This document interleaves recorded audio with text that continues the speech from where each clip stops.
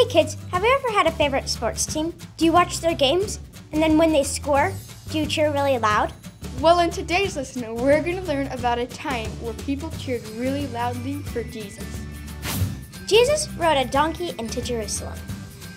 If you read the stories about Jesus, you would know that if he wasn't on a boat, he was walking.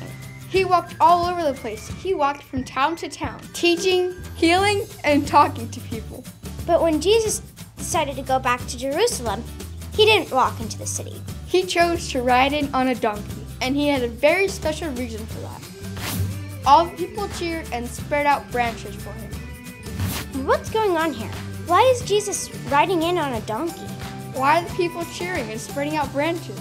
Well, back in Jesus' day, that's how a king would enter into the city, riding on a donkey. So the people laid down branches and cheered because they thought Jesus was coming into town to take over and be their king. But after a while, some religious leaders told Jesus to make the people quiet down and stop cheering.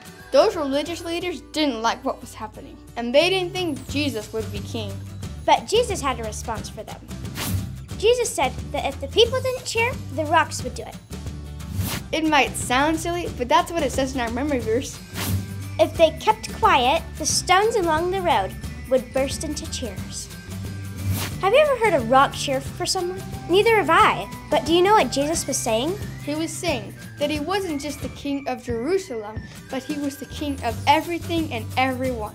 He was saying that even the rocks know that he's the king of the universe.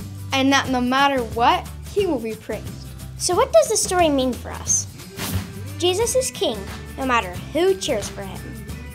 Just like those religious leaders, some people aren't going to want to cheer for Jesus. And even if they don't, Jesus is still king and he still saves us. So kids, the next time you're cheering for your favorite sports team, think of this lesson. And remember, no matter who cheers for Jesus, he is still king. Hey kids and parents, if you want to learn more stories about Jesus, check out the links below.